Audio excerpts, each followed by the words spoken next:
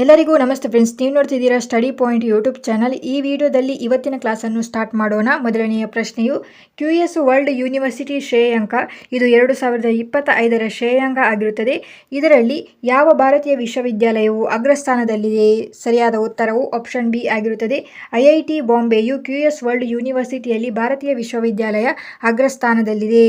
ಇಲ್ಲಿ ವಿಶ್ವದ ಟಾಪ್ 150 ವಿವಿ ಅಂದರೆ ವಿಶ್ವವಿದ್ಯಾಲಯಗಳಲ್ಲಿ IIT ಬಾಂಬೆ ಮತ್ತು IIT ದಿಲ್ಲಿಯು ಸ್ಥಾನವನ್ನು ಪಡೆದುಕೊಂಡಿರುತ್ತದೆ. ಈ QS ವರ್ಲ್ಡ್ ಯೂನಿವರ್ಸಿಟಿ ರ್ಯಾಂಕಿಂಗ್ನಲ್ಲಿ ಇಲ್ಲಿ IIT ಬಾಂಬೆ 118ನೆಯ ಸ್ಥಾನವನ್ನು ಪಡೆದುಕೊಂಡಿದೆ ಮತ್ತು IIT ದಿಲ್ಲಿಯು 150ನೆಯ ಸ್ಥಾನವನ್ನು ಪಡೆದುಕೊಳ್ಳುವ ಮೂಲಕ ಈ ವಿಶ್ವದ ಟಾಪ್ 150 ವಿಶ್ವವಿದ್ಯಾಲಯಗಳಲ್ಲಿ ಸ್ಥಾನವನ್ನು ಪಡೆದುಕೊಂಡಿದೆ.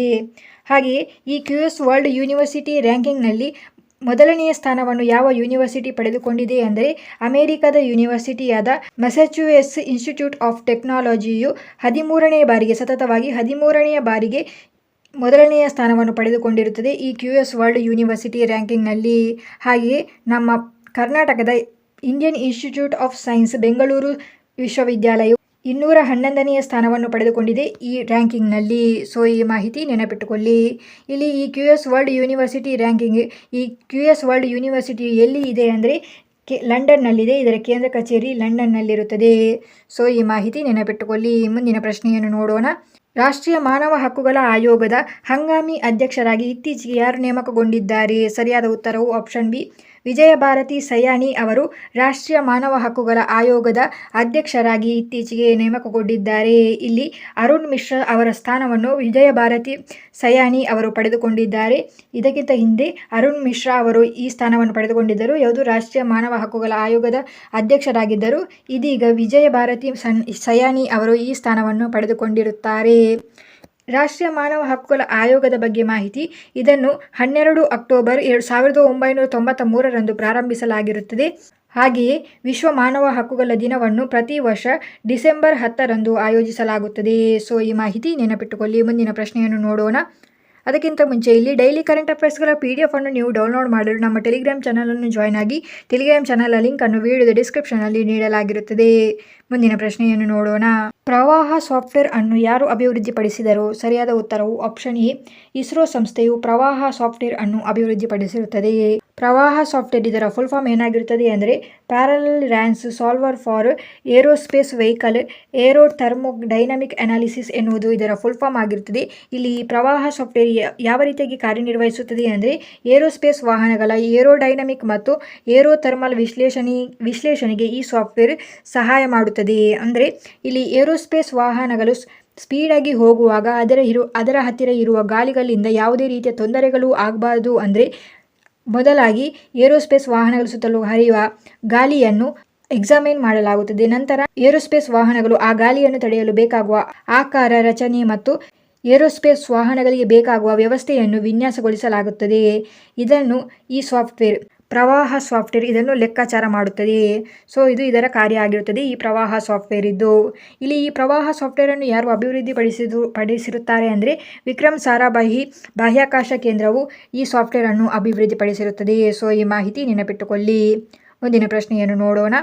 ಭಾರತ ಮತ್ತು ಯಾವ ದೇಶದ ನಡುವೆ ಕೋಡ್ ಶೇರ್ ಒಪ್ಪಂದಕ್ಕೆ ಸಹಿಯನ್ನು ಹಾಕಲಾಗಿದೆ? ಸರಿಯಾದ ಉತ್ತರವು ಆಪ್ಷನ್ ಸಿ. ಭಾರತ ಮತ್ತು ಜಪಾನ್ ದೇಶವು ಕೋಡ್ ಶೇರ್ ಒಪ್ಪಂದಕ್ಕೆ ಸಹಿಯನ್ನು ಹಾಕಿರುತ್ತಾರೆ.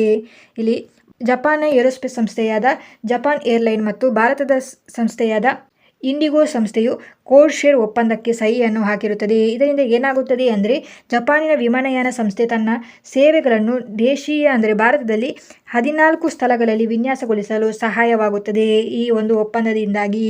ಇದರಿಂದಾಗಿ ಪ್ರಸ್ತುತ ಜರ್ಮನ್ ಏರ್ಲೈನ್ ಟೋಕಿಯೋದಿಂದ ದೆಹಲಿಗೆ ಮತ್ತು ಬೆಂಗಳೂರಿಗೆ ತನ್ನ ಸೇವೆಯನ್ನು ನಿರ್ವಹಿಸುತ್ತಿದೆ. ಇದು ಖಾಲಿ 2 ಪ್ಲಾಟ್ಫಾರ್ಮ್ಗಳು ಇರುವುದರಿಂದ ಪ್ರಯಾಣಿಕರಿಗೆ ಜಪಾನ್ಗೆ ಹೋಗಲು ಅಡೆತಡೆ ಆಗಬಹುದಾಗಿರುತ್ತದೆ.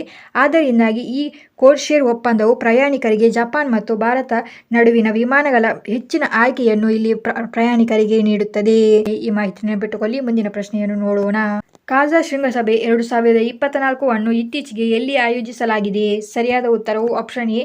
ಜಾಂಬಿಯಾದಲ್ಲಿ ಕಾಜಾ ಶೃಂಗಸಭೆಯನ್ನು ಆಯೋಜಿಸಲಾಗಿರುತ್ತದೆ.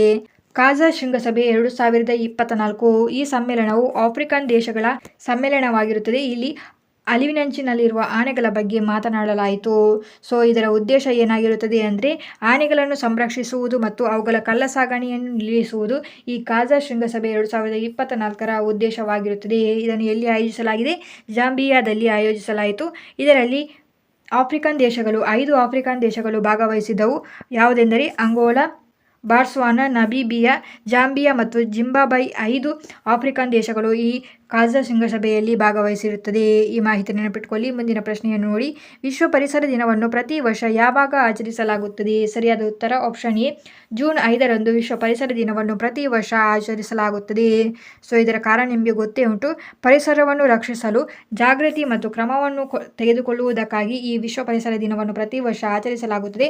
ಇದರ 2024ರ ಥೀಮ್ ಏನೆಂದರೆ land restoration, desertification and drought resilience ಎನ್ನುವುದು 2024ರ ಥೀಮ್ ಆಗಿರುತ್ತದೆ.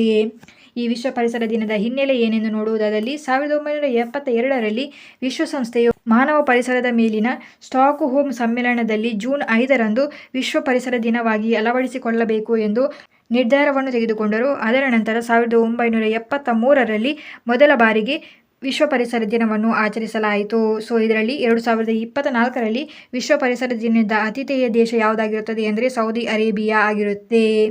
ಈ ಮಾಹಿತಿ ನೆನಪಿಟ್ಟುಕೊಳ್ಳಿ. ಮುಂದಿನ ಪ್ರಶ್ನೆಯನ್ನು ನೋಡೋಣ. ಭಾರತವು 81ನೆಯ ಸಾಲಿನ ಅಂತಾರಾಷ್ಟ್ರೀಯ ವಾಯು ಸಾರಿಗೆ ಸಂಸ್ಥೆಯ ವಾರ್ಷಿಕ ಸಾಮಾನ್ಯ ಸಭೆಯನ್ನು ಯಾವ ವರ್ಷದಲ್ಲಿ ಆಯೋಜಿಸಲಾಗುತ್ತಿದೆ? ಸರಿಯಾದ ಉತ್ತರವು ಆಪ್ಷನ್ ಬಿ, 2020ರಲ್ಲಿ ಭಾರತವು ಆಯೋಜಿಸುತ್ತಿದೆ. ಭಾರತವು 42 ವರ್ಷಗಳ ನಂತರ ಅಂತಾರಾಷ್ಟ್ರೀಯ ವಾಯು ಸಾರಿಗೆ ಸಂಸ್ಥೆಯ ವಾರ್ಷಿಕ ಸಾಮಾನ್ಯ ಸಭೆ ಮತ್ತು ವಿಶ್ವ ವಾಯು ಸಾರಿಗೆ ಶೃಂಗಸಭೆಯನ್ನು ಆಯೋಜಿಸುತ್ತಿದೆ. ಯಾವಾಗ? ಜೂನ್ 2025ರಲ್ಲಿ. ಇದು ಇದರ 81ನೆಯ ಆವೃತ್ತಿಯಾಗಿರುತ್ತದೆ. ಇದನ್ನು ಭಾರತದ ರಾಜಧಾನಿಯಾದ ದೆಹಲಿಯಲ್ಲಿ ಆಯೋಜಿಸುತ್ತಿದ್ದಾರೆ. ಹಾಗೆಯೇ 80ನೆಯ ಆವೃತ್ತಿಯನ್ನು ಈ ವರ್ಷ ಆಯೋಜಿಸಲಾಯಿತು. ಜೂನ್ನಲ್ಲಿ. ಎಲ್ಲಿ? ದುಬೈನಲ್ಲಿ ಆಯೋಜಿಸಲಾಯಿತು. ದುಬೈನಲ್ಲಿಯೇ 81ನೆಯ ಸಾಲಿನ ಈ ಶೃಂಗಸಭೆಯನ್ನು ಭಾರತದಲ್ಲಿ ಆಯೋಜಿಸಲಾಗುತ್ತಿದೆ ಎಂದು ತಿಳಿಸಿದ್ದಾರೆ. ಇಲ್ಲಿ ಭಾರತದಲ್ಲಿ ಈ ಶೃಂಗಸಭೆಯನ್ನು ಯಾರು ಆಯೋಜಿಸುತ್ತಾರೆ ಅಂದರೆ ಇಂಡಿಗೋ ಏರೋಸ್ಪೇಸ್ ಸಂಸ್ಥೆ ಇದನ್ನು ಆಯೋಜಿಸುತ್ತದೆ. ಇದಕ್ಕೂ ಮುಂಚೆ ಭಾರತವು 1958 ಮತ್ತು 1983ರಲ್ಲಿ 2 ಬಾರಿ ಇದನ್ನು ಹೋಸ್ಟ್ ಮಾಡಿರುತ್ತದೆ. ಸೊ ಈ ಮಾಹಿತಿ ನೆನಪಿಟ್ಟುಕೊಳ್ಳಿ. ಮುಂದಿನ ಪ್ರಶ್ನೆಯನ್ನು ನೋಡಿ. 2026ರಲ್ಲಿ ವಿಶ್ವ ಅಥ್ಲೆಟಿಕ್ಸ್ ಅಲ್ಟಿಮೇಟ್ ಚಾಂಪಿಯನ್ಶಿಪ್ನ ಮೊದಲ ಆವೃತ್ತಿಯನ್ನು ಎಲ್ಲಿ ನಡೆಸಲಿದೆ? ಸರಿಯಾದ ಉತ್ತರವು ಆಪ್ಷನ್ ಸಿ, ಹಂಗೇರಿಯಲ್ಲಿ ನಡೆಸಲಾಗುತ್ತಿದೆ. ವರ್ಲ್ಡ್ ಅಥ್ಲೆಟಿಕ್ಸ್ ಅಲ್ಟಿಮೇಟ್ ಚಾಂಪಿಯನ್ಶಿಪ್ ಇದರ ಮೊದಲನೆಯ ಆವೃತ್ತಿಯನ್ನು 2026ರಲ್ಲಿ ಆಯೋಜಿಸಲಾಗುತ್ತದೆ. ಯಾವಾಗದಿಂದ ಅಂದರೆ ಸೆಪ್ಟೆಂಬರ್ 11ರಿಂದ 13ರವರೆಗೆ ಆಯೋಜಿಸಲಾಗುತ್ತದೆ 2026ರಲ್ಲಿ. ಇದನ್ನು ಯಾರು ಹೋಸ್ಟ್ ಮಾಡುತ್ತಾರೆ ಅಂದರೆ ಬುದಾಪೆಸ್ಟ್ನಲ್ಲಿ ಇದನ್ನು ಹೋಸ್ಟ್ ಮಾಡಲಾಗುತ್ತಿದೆ. ಇದು ಹಂಗೇರಿಯಲ್ಲಿದೆ. ಈ ವರ್ಲ್ಡ್ ಅಥ್ಲೆಟಿಕ್ಸ್ ಅಲ್ಟಿಮೇಟ್ ಚಾಂಪಿಯನ್ಶಿಪ್ ಅನ್ನು ಪ್ರತಿ 2 ವರ್ಷಗಳಿಗೊಮ್ಮೆ ಆಯೋಜಿಸಲಾಗುವುದು ಎಂದು ನಿರ್ಧಾರವನ್ನು ಮಾಡಲಾಗಿರುತ್ತದೆ. ಈ ವರ್ಲ್ಡ್ ಅಥ್ಲೆಟಿಕ್ಸ್ ಅಲ್ಟಿಮೇಟ್ ಚಾಂಪಿಯನ್ಶಿಪ್ನಲ್ಲಿ ಯಾರು ಪಾಲ್ಗೊಳ್ಳಬಹುದು ಅಂದರೆ ಇಲ್ಲಿ ಒಲಿಂಪಿಕ್ ಚಾಂಪಿಯನ್ಗಳು ಮತ್ತು ಒಂಡಾ ಡೈಮಂಡ್ ಲೀಗ್ ವಿಜೇತರಿಂದ ಹಿಡಿದು ವಿಶ್ವದ ಅಗ್ರ ಶ್ರೇಯಾಂಕದ ಕ್ರೀಡಾಪಟುಗಳು ಈ ಅಥ್ಲೆಟಿಕ್ಸ್ ಚಾಂಪಿಯನ್ಶಿಪ್ನಲ್ಲಿ ಪಾಲ್ಗೊಳ್ಳಬಹುದಾಗಿರುತ್ತದೆ. ಇಲ್ಲಿ ವಿನ್ನಾದ ಅಭ್ಯರ್ಥಿಗಳಿಗೆ ಅಂದರೆ ಚಿನ್ನದ ಪದಕ ವಿಜೇತರಿಗೆ $1,50,000 ಅನ್ನು ನೀಡಲಾಗುತ್ತದೆ ವಿಜೇತರಿಗೆ, ಮತ್ತು ಇದರಲ್ಲಿ $10 ಮಿಲಿಯನ್ ಬಹುಮಾನವನ್ನು ಕೂಡ ಗೆಲ್ಲಬಹುದಾಗಿರುತ್ತದೆ. ವರ್ಲ್ಡ್ ಅಥ್ಲೆಟಿಕ್ಸ್ನ ಬಗ್ಗೆ ಮಾಹಿತಿಯನ್ನು ನೋಡೋಣ. ವರ್ಲ್ಡ್ ಅಥ್ಲೆಟಿಕ್ಸ್ ಅನ್ನು 1912ರಲ್ಲಿ ಪ್ರಾರಂಭಿಸಲಾಯಿತು ಅಥವಾ ಸ್ಥಾಪಿಸಲಾಯಿತು. ಇದರ ಹೆಡ್ ಕ್ವಾರ್ಟರ್ ಮೊನಾಕೋದಲ್ಲಿದೆ ಮತ್ತು ಇದರ ಪ್ರೆಸಿಡೆಂಟ್ ಯಾರಾಗಿರುತ್ತಾರೆ ಅಂದರೆ ಸೆಬಾಸ್ಟಿಯನ್ ಕೊಯ್ ಇವರು ಪ್ರೆಸಿಡೆಂಟ್ ಆಗಿರುತ್ತಾರೆ ವರ್ಲ್ಡ್ ಅಥ್ಲೆಟಿಕ್ಸ್ ಸಂಸ್ಥೆಯದ್ದು. ಸೊ ಈ ಮಾಹಿತಿ ನೆನಪಿಟ್ಕೊಳ್ಳಿ. ಮುಂದಿನ ಪ್ರಶ್ನೆ ನೋಡಿ. ಹಿಂದಿ ಸಾಹಿತ್ಯ ಭಾರತಿ ಪ್ರಶಸ್ತಿಯನ್ನು ಯಾರಿಗೆ ನೀಡಲಾಗಿದೆ? ಸರಿಯಾದ ಉತ್ತರವು ಆಪ್ಷನ್ ಎ, ಕೃಷ್ಣ ಪ್ರಕಾಶ್ ಅವರಿಗೆ 2024ರ ಸಾಲಿನ ಹಿಂದಿ ಸಾಹಿತ್ಯ ಭಾರತಿ ಪ್ರಶಸ್ತಿಯನ್ನು ನೀಡಲಾಗಿರುತ್ತದೆ. ಇಲ್ಲಿ ಇವರು ಮುಂಬೈ ಪೊಲೀಸರ ವಿಶೇಷ ಭಯೋತ್ಪಾದನಾ ನಿಗ್ರಹ ತಂಡ ಫೋರ್ಸ್ 1 ಅನ್ನು ಮುನ್ನಡೆಸುವವರಾಗಿರುತ್ತಾರೆ ಇವರು ಕೃಷ್ಣ ಪ್ರಕಾಶ್ ಅವರು. ಹಾಗಾಗಿ ಇವರಿಗೆ ಈ ಹಿಂದಿ ಸಾಹಿತ್ಯ ಭಾರತೀಯ ಪ್ರಶಸ್ತಿಯನ್ನು ನೀಡಲಾಗಿರುತ್ತದೆ. ಈ ಮಾಹಿತಿ ನೆನಪಿಟ್ಕೊಳ್ಳಿ. ಮುಂದಿನ ಪ್ರಶ್ನೆ ನೋಡಿ. 2024ರಲ್ಲಿ ರಿಂಪ್ಯಾಕ್ ಎಕ್ಸಸೈಸ್ ಎಲ್ಲಿ ನಡೆಯಲಿದೆ? ಸರಿಯಾದ ಉತ್ತರವು ಆಪ್ಷನ್ ಡಿ, ಹವಾಯಿ ದ್ವೀಪದಲ್ಲಿ ರಿಂಪ್ಯಾಕ್ ಎಕ್ಸಸೈಸ್ ನಡೆಯಲಿರುತ್ತದೆ. ಇದರ ಬಗ್ಗೆ ಮಾಹಿತಿಯು ರಿಂಪ್ಯಾಕ್ ಎಕ್ಸಸೈಸ್ ಇದು 2024 ಇದರ 29ನೆಯ ಆವೃತ್ತಿಯಾಗಿರುತ್ತದೆ. 2024ರಲ್ಲಿ ನಡೆಯುವ ಈ ರಿಂಪ್ಯಾಕ್ ಎಕ್ಸಸೈಸ್ ಇಲ್ಲಿ ಈ ಎಕ್ಸಸೈಸ್ ಅನ್ನು USA ಹೋಸ್ಟ್ ಮಾಡಲಿದೆ. ಎಲ್ಲಿ ನಡೆಸಲಾಗುತ್ತಿದೆ ಅಂದರೆ ಹವಾಯಿ ದ್ವೀಪದಲ್ಲಿ ಇದನ್ನು ನಡೆಸಲಾಗುತ್ತಿದೆ. ಇದು 25 ಜೂನ್ನಿಂದ 2 ಆಗಸ್ಟ್ 2024ರವರೆಗೆ ನಡೆಯಲಿರುತ್ತದೆ. ಇಲ್ಲಿ ಭಾರತದಿಂದ INS ಶಿವಾಲಿಕ್ ನೌಕೆಯು ಇದರಲ್ಲಿ ಈ ಎಕ್ಸಸೈಸ್ನಲ್ಲಿ ಪಾಲ್ಗೊಳ್ಳುತ್ತದೆ. ಈ ರಿಂಪೆಕ್ಸ್ ಎಕ್ಸಸೈಸ್ ಇದು ನೌಕಾಪಡೆಯ ವ್ಯಾಯಾಮವಾಗಿರುತ್ತದೆ. ಸೊ ಈ ಮಾಹಿತಿ ನೆನಪಿಟ್ಟುಕೊಳ್ಳಿ. ಇದು ಇವತ್ತಿನ ಕರೆಂಟ್ ಅಫೇರ್ಸ್ ಆಗಿತ್ತು. Thank you.